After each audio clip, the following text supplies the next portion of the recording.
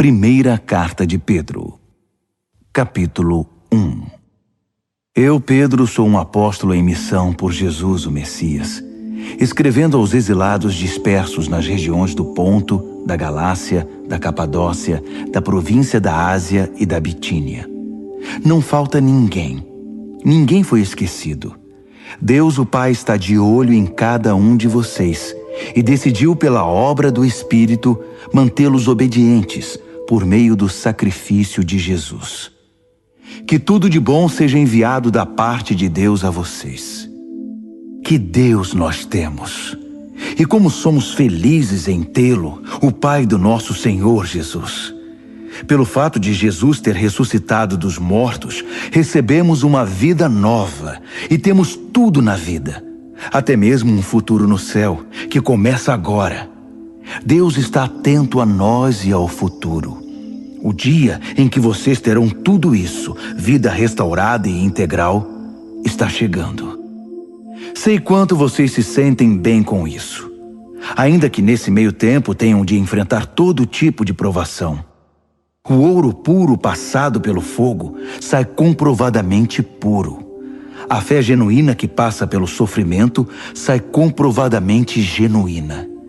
Quando Jesus consumar tudo, será a fé que vocês têm, não o ouro, que Deus vai apresentar como prova da vitória dele. Vocês nunca o viram, mesmo assim o amam. Vocês ainda não o veem, mesmo assim confiam nele, rindo e cantando. E continuam crendo. Por isso, vão conseguir o que querem, salvação plena. Os profetas que previram o presente momento fizeram muitas perguntas acerca do dom da vida que Deus estava preparando. O Espírito do Messias já havia revelado antes que o Messias passaria por sofrimento seguido de glória. Eles queriam saber quem e quando. Tudo que informaram a eles foi que estavam servindo vocês, que por ordem do céu agora ouvem por vocês mesmos, por meio do Espírito Santo, a mensagem do cumprimento daquelas profecias. Percebem como são privilegiados? Os anjos dariam qualquer coisa para se envolver nisso. Por isso, arregassem as mangas. Ponham a mente para funcionar e estejam prontos para receber o dom que está para chegar com a vinda de Jesus. Não se acomodem aos velhos caminhos do pecado, quando vocês só faziam o que queriam. Naquele tempo, vocês não conheciam nada, mas agora conhecem. Como filhos obedientes, andem no caminho da vida moldado pela vida de Deus, uma vida ativa e cheia de santidade. Deus disse: eu sou santo, então sejam santos. Vocês pedem ajuda a Deus e Ele atende. É um bom pai. Mas não se esqueçam de que é também um pai responsável e não vai deixar que vocês vivam na lama. A vida de vocês é uma jornada que deve ser empreendida com uma profunda consciência de Deus. Custou muito caro para Deus tirá-los daquela vida sem rumo e vazia em que vocês foram criados. Ele pagou com o sangue sagrado de Cristo. Vocês sabem disso. Ele morreu como um cordeiro sem culpa. E não foi algo impensado. Ainda que só agora, no fim dos tempos, o plano tenha vindo a público, Deus sempre soube o que ia fazer por vocês. É por causa do Messias sacrificado, a quem Deus depois glorificou e ressuscitou, que vocês confiam em Deus e sabem que têm um futuro nele. Agora que vocês purificaram a vida por meio da verdade, amem-se uns aos outros, como se a vida de vocês dependesse disso. A vida nova que possuem não é como a velha vida. O velho nascimento de vocês veio de semente mortal. O novo nascimento vem da palavra viva de Deus. Pensem nisto. Uma vida concebida pelo próprio Deus. Foi por isso que o profeta disse: a vida velha é como a grama. Sua beleza se vai como as flores do campo. A grama seca, as flores murcham, e a palavra de Deus continua e continua para sempre. Essa é a palavra que concebeu a nova vida em vocês. 1 de Pedro, capítulo 2. Por isso limpem a casa, tratem de varrer tudo que é malícia, fingimento, inveja e comentários maldosos. Vocês já provaram de Deus. Agora, como bebês de colo, bebam a pura bondade de Deus e assim crescerão maduros e completos em Deus. Bem-vindos à pedra viva, a fonte da vida. Os pedreiros olharam para ela e a desprezaram, mas Deus lhe deu um lugar de honra. Apresentem-se como pedras para a construção de um santuário cheio de vida, em que servirão como sacerdotes, oferecendo a Deus vidas aprovadas por Cristo. As Escrituras dizem: Vejam, estabeleço uma pedra em Sião, uma pedra de canto em lugar de honra. Quem tem essa pedra como base nunca irá se arrepender. Para quem confia nele, ele é a pedra de que podemos nos orgulhar. Mas para aqueles que se recusam a confiar nele, a pedra que os pedreiros rejeitaram é agora a principal pedra de fundação. Para quem não confia, ela é uma pedra de tropeço, uma rocha bloqueando o caminho. Eles tropeçam e caem, porque se recusam a obedecer como foi predito. Mas vocês são os escolhidos de Deus, escolhidos para a alta vocação do trabalho sacerdotal e para serem um povo santo. São instrumentos de Deus para fazer sua obra e falar por Ele, e para contar a todos quanta diferença Ele fez na vida de vocês. De nada para alguma coisa, de rejeitados para aceitos. Amigos, este mundo não é a casa de vocês. Por isso não se sintam à vontade nele. Não deem espaço para o ego à custa da sua alma. Vivam uma vida exemplar entre os descrentes, para que o comportamento de vocês refute o preconceito deles. Então, eles serão conquistados para o lado de Deus e estarão lá para participar da festa quando Ele vier.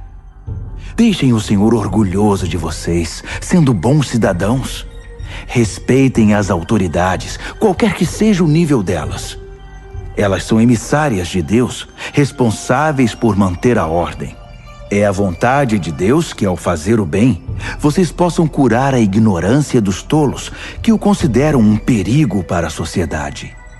Usem da sua liberdade para servir a Deus, não para quebrar as regras. Tratem todos com dignidade. Amem sua família espiritual. Temam a Deus.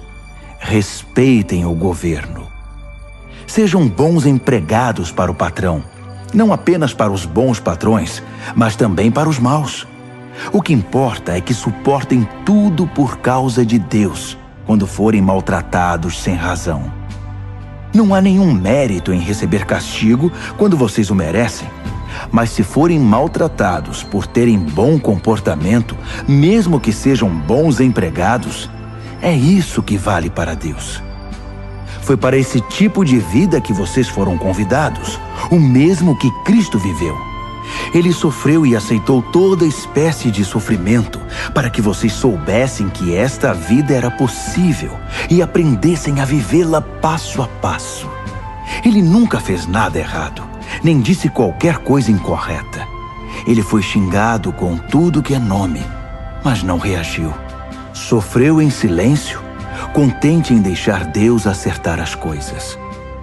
Ele usou seu corpo de servo para carregar nossos pecados até a cruz e nos livrar do pecado, nos deixar livres para viver o caminho certo.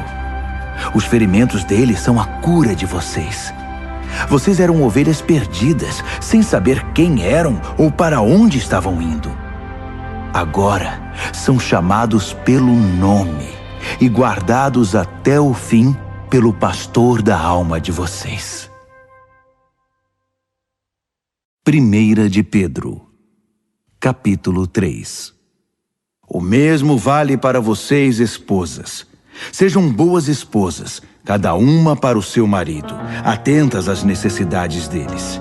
Há maridos que, mesmo indiferentes à palavra de Deus, poderão ser cativados pela vida da beleza santa de vocês.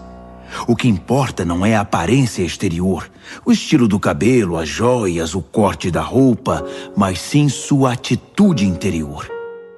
Cultivem a beleza interior, do tipo gracioso e gentil que agrada a Deus. As mulheres santas de antigamente eram lindas na presença de Deus desse modo e eram boas e leais aos maridos. Sara, por exemplo, tratava Abraão como meu querido marido. Vocês serão verdadeiras filhas de Sara se fizerem o mesmo, sem ansiedade e sem acanhamento. O mesmo vale para vocês, maridos. Sejam bons maridos, cada um para a sua esposa. Não deixem de honrá-las, nem de se alegrar com elas. Sendo mulheres, elas não têm alguns dos privilégios de vocês. Mas na nova vida, sob a graça de Deus, vocês são iguais. Portanto, tratem a esposa iguais a vocês, para que suas orações não sejam daquelas que nem passam do teto. Resumindo, sejam agradáveis, simpáticos, amáveis, compassivos, humildes. Isso vale para todos, sem exceção. Nada de retaliação, nada de língua afiada para o sarcasmo. Em vez disso, abençoem, que é a obrigação de vocês. Assim serão uma bênção e também receberão bênçãos. Quem quer abraçar a vida e ver dias cheios de bem, eis o que tem de fazer. Não diga nada maldoso ou capaz de ferir. Despreze o mal e cultive o bem. Persiga a paz com todo empenho. Deus aprova tudo isso, ouvindo e respondendo bem ao que é pedido. Mas volta as costas para os que fazem o mal. Se vocês fazem o bem com o coração e a alma, quem os impedirá? Ainda que sofram por causa disso, é o melhor para vocês. Não deem uma segunda chance à oposição. Em condições favoráveis ou desfavoráveis, mantenham um coração atento em adoração a Cristo, Senhor de vocês. Estejam prontos para falar e explicar a qualquer um que perguntar por que vocês adotaram esse estilo de vida, sempre com a maior gentileza. Tenham uma consciência tranquila na presença de Deus, de modo que quando as pessoas jogarem lama em vocês, não consigam sujá-los. Seus inimigos vão acabar percebendo que eles é que precisam de um banho. É melhor sofrer por fazer o bem, se é isso que Deus quer, que ser punido por fazer o mal. Afinal, o que Cristo definitivamente fez, sofreu por causa dos pecados dos outros, o justo pelos injustos. Ele enfrentou tudo isso, foi morto e ressuscitou para nos conduzir a Deus. Ele proclamou a salvação de Deus às gerações anteriores que estavam na prisão por não terem escutado. Vocês sabem que, embora Deus tenha esperado pacientemente que Noé construísse uma arca, poucos foram salvos. 8, para ser exato, salvos da água pela água. A água do batismo faz o mesmo por vocês. Não por limpar a sujeira da pele, mas por apresentá-los diante de Deus com uma consciência pura por meio da ressurreição de Jesus. Jesus tem a última palavra sobre tudo e todos, de anjos a exércitos. Ele está com Deus, e o que ele diz, acontece. 1 de Pedro, capítulo 4. Portanto, considerando que Jesus passou por tudo que vocês estão passando e até mais, aprendam a pensar como ele. Pensem no seu sofrimento como uma maneira de abandonar o velho hábito pecaminoso de querer conseguir as coisas do modo de vocês. Assim serão capazes de viver livres para buscar o que Deus quer, em vez de serem escravizados pelos próprios desejos. Vocês já viveram aquela vida que ignorava Deus. Festas toda noite, bebedeiras e depravação. Mas chegou a hora de se livrar disso para sempre. Obviamente, os amigos daquela época não entendem por que vocês não os procuram mais. No entanto, vocês não têm a obrigação de prestar contas a eles. eles serão chamados à responsabilidade na presença do próprio Deus. Ouçam a mensagem. Ela foi pregada aos cristãos que agora estão mortos, mas ainda que estejam mortos, como acontece com todos, eles vão continuar na vida que Deus concedeu a eles em Jesus.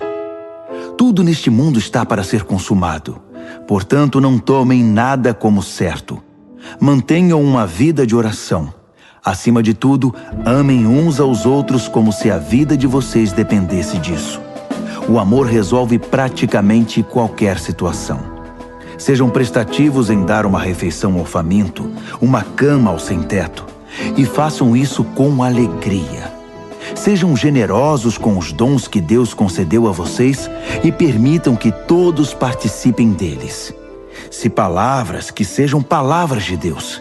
Se ajuda, que seja uma ajuda sincera da parte de Deus. Assim, a brilhante presença de Deus se tornará evidente em tudo por meio de Jesus, e ele receberá todo o crédito, na condição de quem é poderoso em tudo, para sempre, até o fim dos tempos. Amém. Amigos, quando a vida ficar realmente difícil, não pensem que Deus não está no comando. Em vez disso, alegrem-se, pois vocês estão passando pelo mesmo que Cristo passou. É um processo de refinamento espiritual e a glória está chegando. Se vocês sofrem abusos por causa de Cristo, considerem-se felizes. É o Espírito de Deus e sua glória em vocês que serão vistos pelos outros. Se eles os perseguem porque vocês quebraram a lei ou perturbaram a paz, é outra questão. Mas se é porque vocês são cristãos, não pensem duas vezes. Sejam orgulhosos da condição distinta refletida nesse nome. Chegou a hora do julgamento, e ele começará pela própria família de Deus. Somos os primeiros da fila. Se começa conosco, imaginem como será para aqueles que rejeitam a mensagem de Deus. Se os bons quase não resistem, o que está reservado para os maus? Então, se vocês acham que a vida está difícil porque estão fazendo o que Deus mandou, fiquem tranquilos, confiem nele. Ele sabe e sempre saberá o que está fazendo.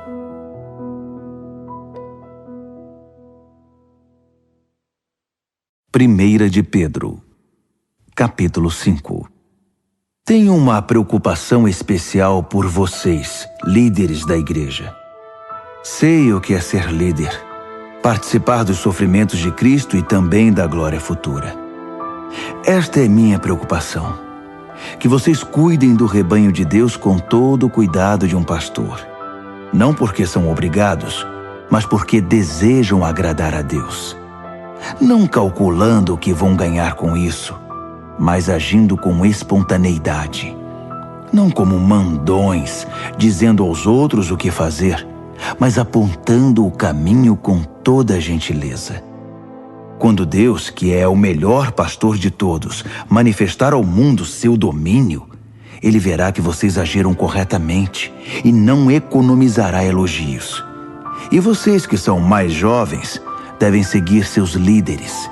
Mas todos vocês, líderes e liderados, devem ser humildes uns diante dos outros, pois Deus é contra os orgulhosos, mas tem prazer em pessoas simples.